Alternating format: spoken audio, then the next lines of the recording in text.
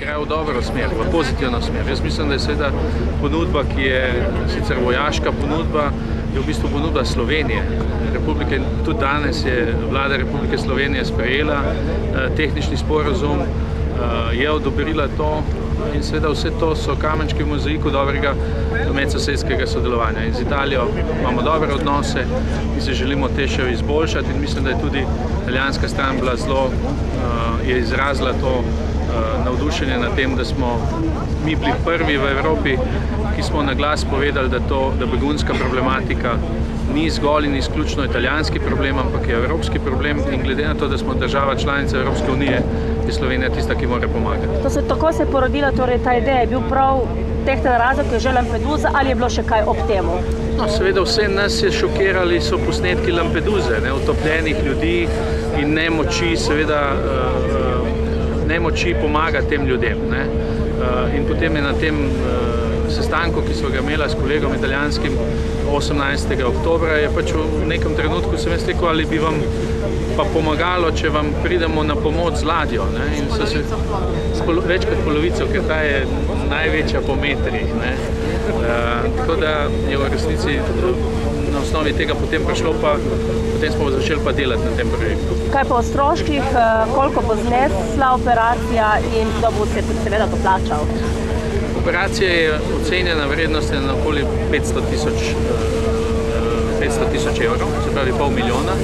Od tega, da takoj povem, tudi če bi ladja stala v Kopru, je za ta mesec in pol bi bil stroška za tako ladjo je okoli 180 tisoč, kar pomeni, da je razlika 320-300 tisoč, ki jo bo zagotovila Republika Slovenija, predvsem Ministrstvo za obrambo. Seveda se pa pričakuje, da bodo tudi na nivoju Evropske unije dorekli kaj več o tem, kako pomagati tudi tovrstnim akcijam finančno. Ampak v vsakem primeru, jaz mislim, da kot Slovenija smo dolžni sosedu pomagati. Sosedna Italija tudi pomaga vojaško Sloveniji, nadzira zračni prostor in zato porablja parkrat več sredstev na leto, kot ga bomo mi s to akcijo. In mislim, da se ob humanitarnih vprašanjih in problemih ne sprašuje veliko o denarju, čeprav je zelo pomemben in sploh v času ekonomske krize smo še posebej pozorni nanj.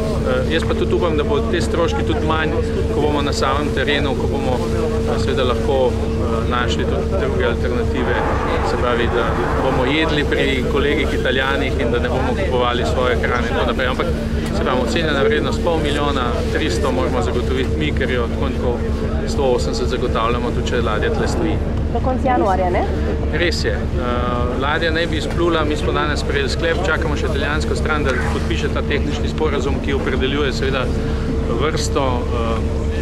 vrsto področij, ki so nujne, da se ve, kaj narediti. Videli ste, ko nekoga sprejmemo na ladjo, je seveda potem stvar ali ostane na ladji in ga je treba pripeljati v Slovenijo in seveda v tem sporazumu piše jasno na osnovi 2 konvencij mednarodnih, da je nam potrebno pripeljati do najbližje varne luke, to je pa v Augusti, kjer bo naša ladja ali pa v Lampedusi.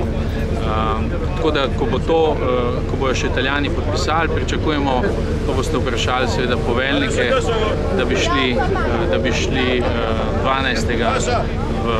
proti Siciliji oziroma proti Lampedusi, 15. bi začeli opravljati svojo nalogo, ki bi se končala konec meseca januarja. Potem pa pride ladja nazaj.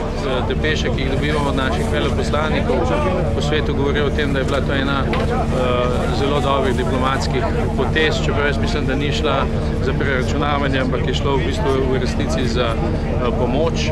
Je pa zelo odmevala, ne samo v Italiji, ampak tudi v Evropi. In pohvale nismo dobili samo od predsednika vlade, dobili smo od zunanje ministrice v parlamentu in seveda od posod. In mislim, da je to tudi fajn, zato ker se na nek način tkejo še trše vezi med obema državama.